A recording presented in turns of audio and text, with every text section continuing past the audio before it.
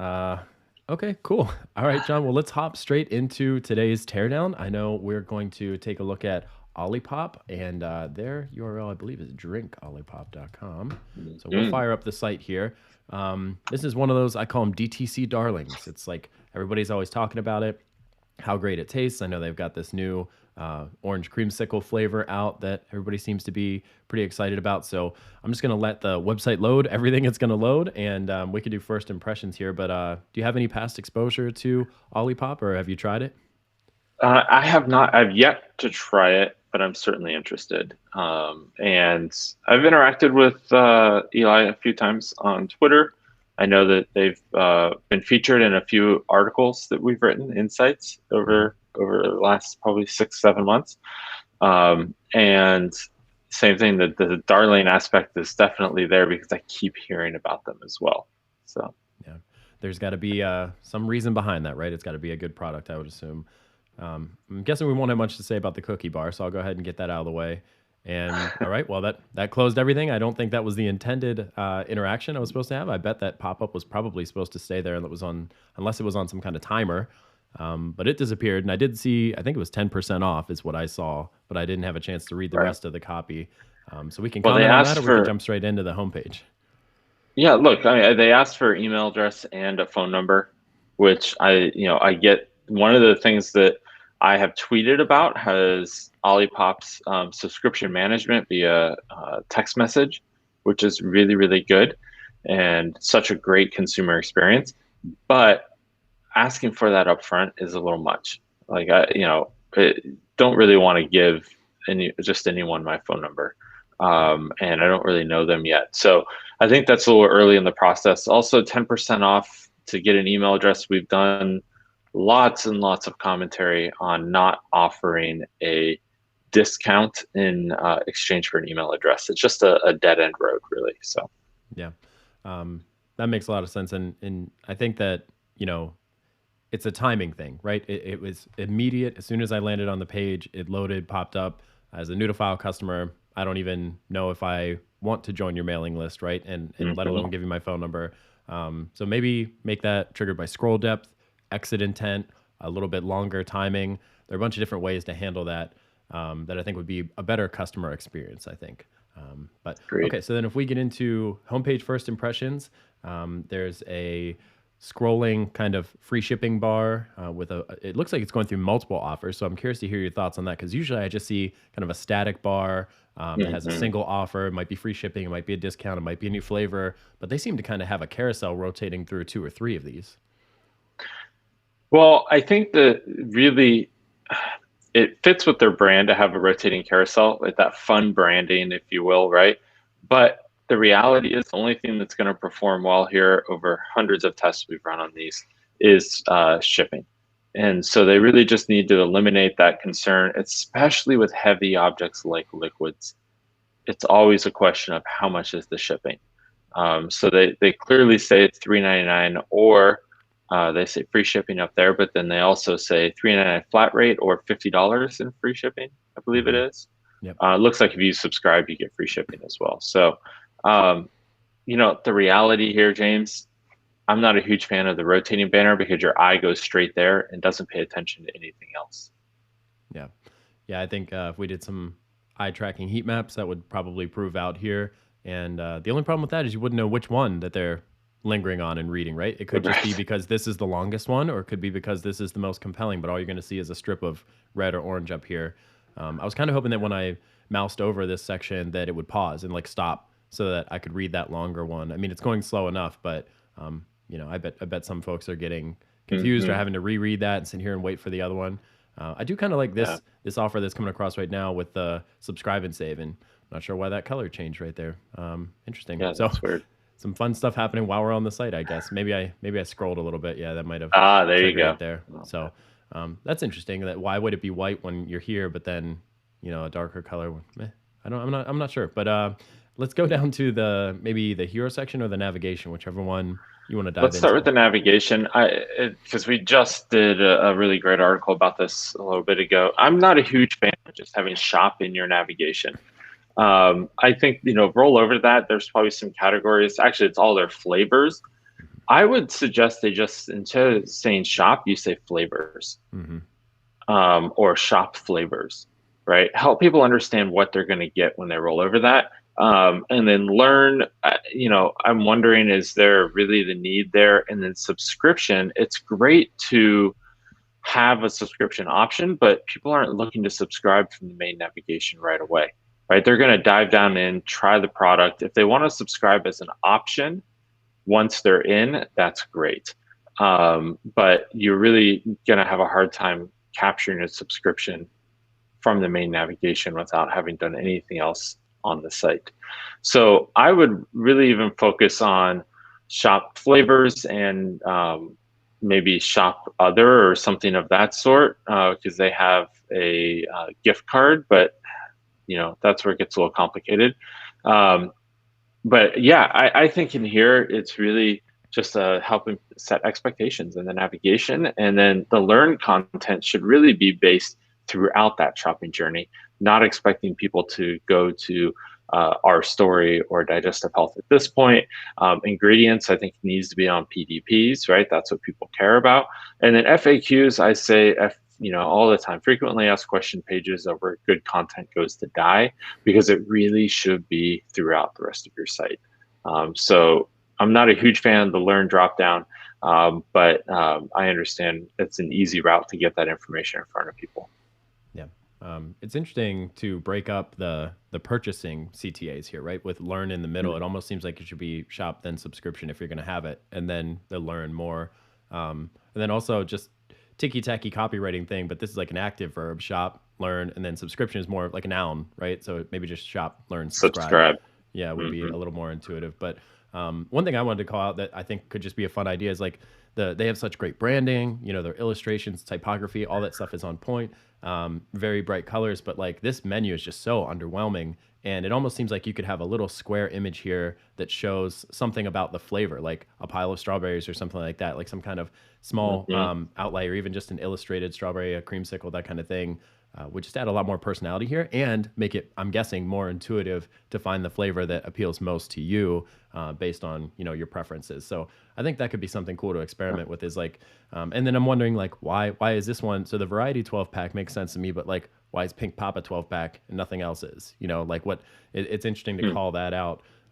If that's like a limited edition flavor or something like that. So yeah, I think that'll cover the Agreed. menu or the navigation. Let's check out the hero Yep. section here.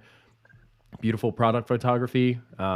Makes me want one of these as it's starting to slowly warm up here in Northeast Ohio. Like, I bet my kids will have a kick out of that. But yeah, what do you think about using the hero section to call out kind of a seasonal flavor, a limited run, something like that? Well, normally I'm not a fan of having one particular product here. I would always rather see something about the brand in terms of what makes them different, a value proposition here. So, if they have, it's truly a tonic, if you will, where it has digestive qualities, things of that sort built in, that might be something to really pitch here. What's the difference over just a normal soda or over LaCroix, for instance, right? That they're trying to compete against. That's not really communicated here. They're really just trying to compete on a flavor, which is a feature, not a benefit. Yeah. Yeah, I like that, they're not trying to use a carousel here we've seen some folks mix kind of seasonal or campaign-based messaging with the more standard messaging. And I think your point is right about, usually we recommend use this space to show the breadth of your product offerings. But for a company like this, where it's kind of the same product, just different flavors, maybe a single product emphasis makes more sense here. But if it was, say, a nutrition company that had a greens powder, a protein powder, a pre-workout, you would kind of want to show that entire product catalog here to say, like, here are all the different ways that we can serve you. Click through to explore one particular category or something like that. So yeah, I don't hate it. I think it's I question how many people are kind of coming back to the site to see something like this, to see a seasonal release. They're probably, if I'm already a customer, I'm coming here based off of an email you sent probably. But is this as important to a new to file customer that found you through, an organic search result or an ad campaign? Like if it wasn't about orange cream, is this the first thing you want them to see about OLIPOP? Maybe, but maybe not. Maybe more of that probiotic, benefit oriented messaging would be better here. Yeah. exactly. So it looks like we're getting into some of that here. Deliciously Fizzy Tonic combines prebiotics, plant fiber, and botanicals to support your microbiome and benefit digestive health. So that's kind of like the differentiator. That's their competitive moat, I guess, that a lot of beverages can't offer. Then we're going to get into any comments on, I guess, this one liner here. I wish, move. yeah, I think that's a mouthful, right? That sentence there. I think breaking that stuff up could be really beneficial, but also, you know, having the main, as we talked about, having the main area up above carry some of that load, I think would be really beneficial.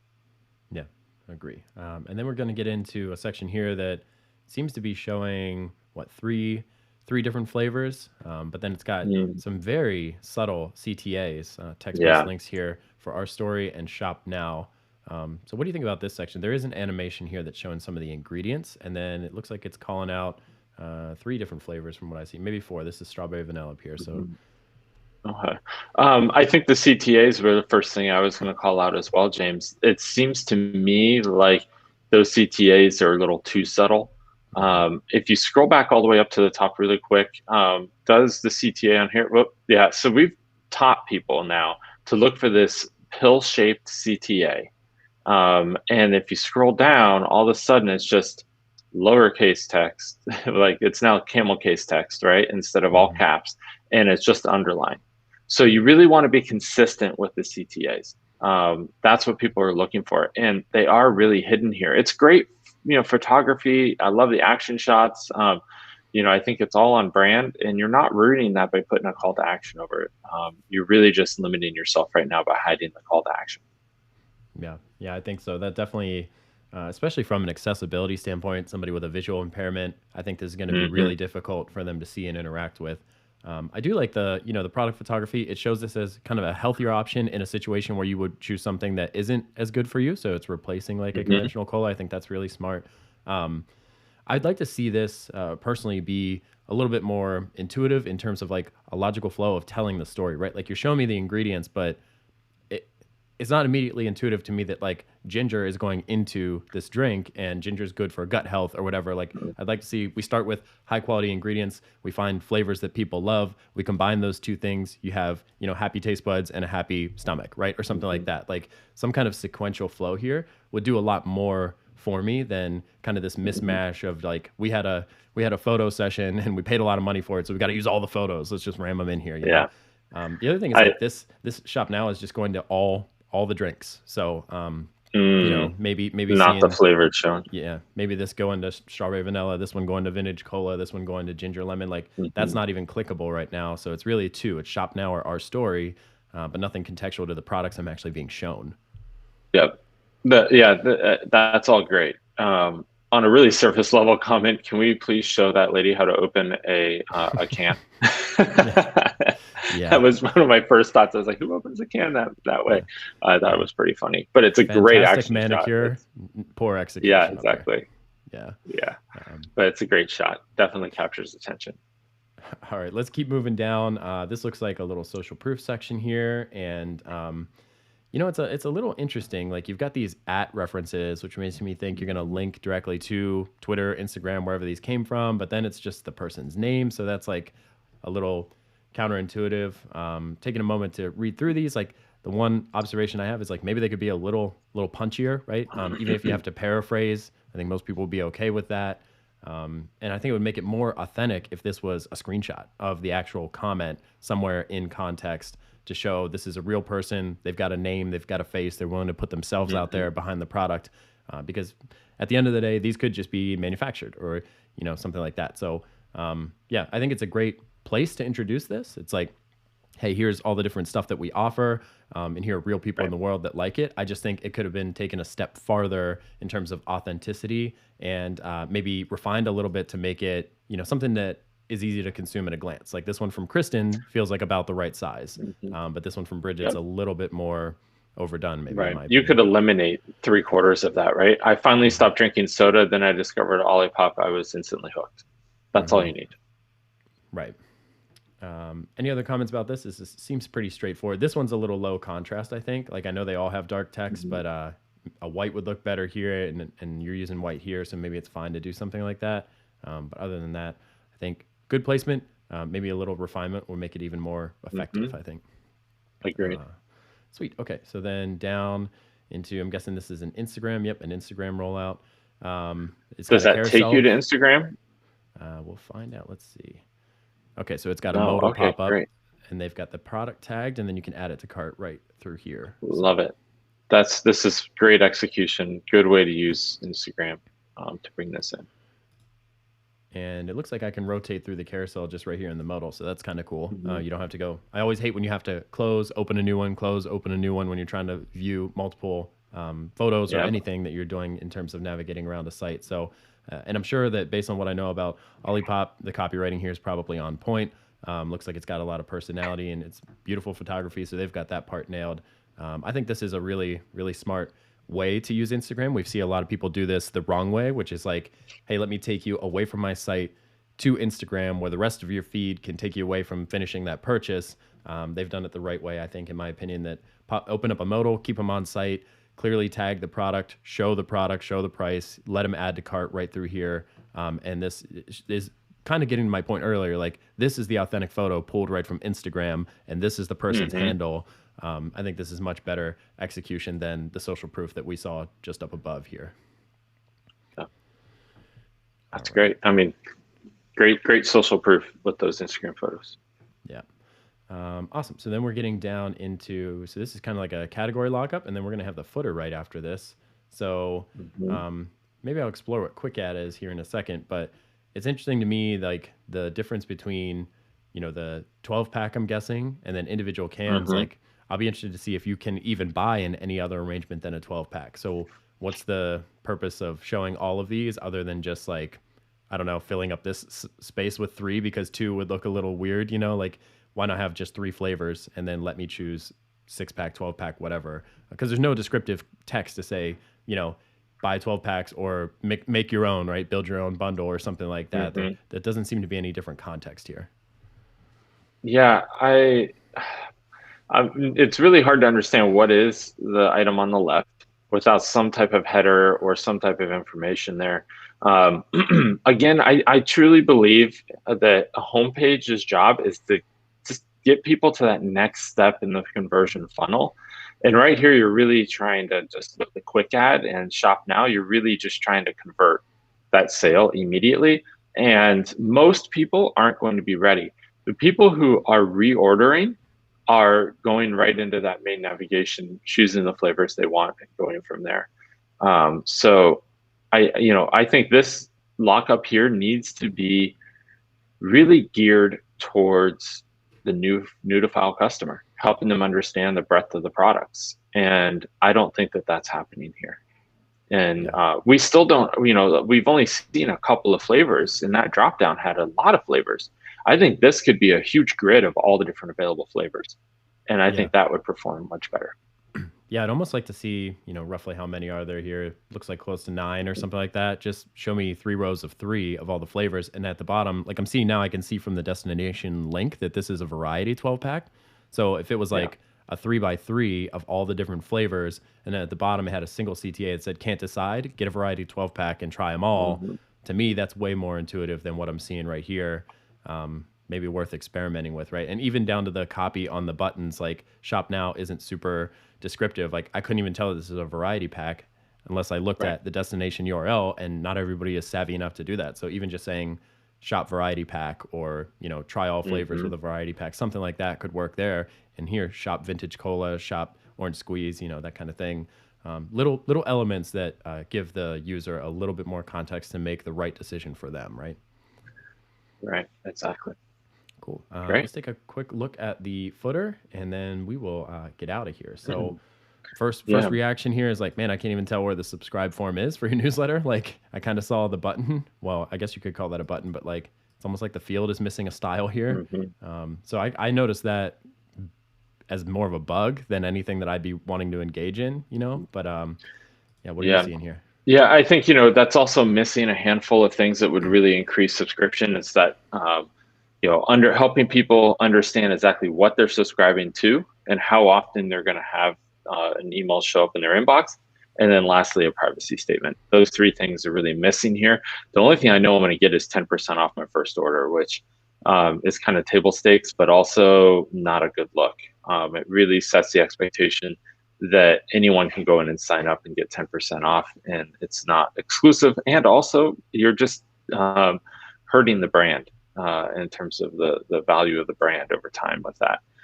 The other things in the navigation, I do like to have shop on the left, but even that is a much better navigation.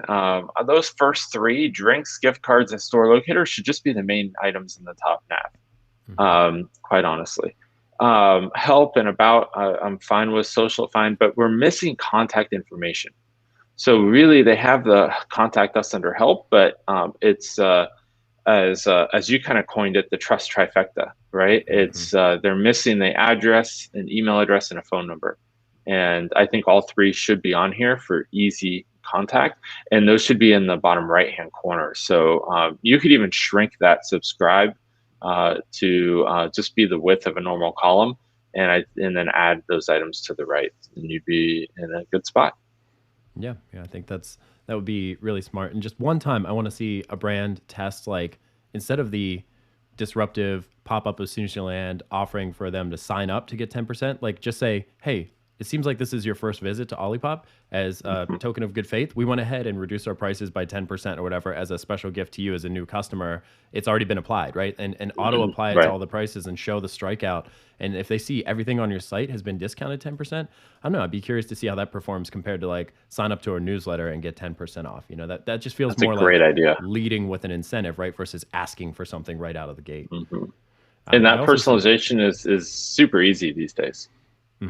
Any platform that you optimize with can help you do that.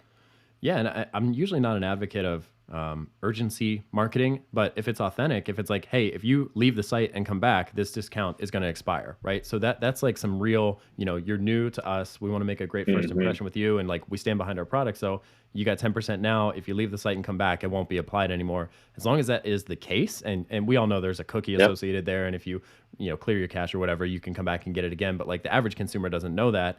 That can be enough to push them to a sale on that very first visit, and I bet that would perform pretty well. Right. And you just check when they do order. Have they gotten it before? If so, don't allow them to have it. It's pretty easy. Right. All right. Well, I guess I'm parting words here. I really hope Eli lets us take a look at this site a little deeper here, and would be great to do some optimization on this. I think there's so many opportunities that are really ones that could help drive some great conversions. And Eli, if you're open to it, let's chat. And also, I'd be willing to do a little bit of a trade in that, because I really want to try the product. So I'm going to probably go buy some later today and get some of that orange cream before it sells out. Yeah, it's your summer fling, so you don't have a whole lot of time left. I know summer's right around the corner, so awesome. Well, thanks for doing another one of these with me today, John. We'll look forward to doing another one next week, and hopefully we'll get this over to Eli, and he'll get some inspiration from it and run a few tests, and we'll see how they do. Awesome. All right. Thanks, James. Thank you.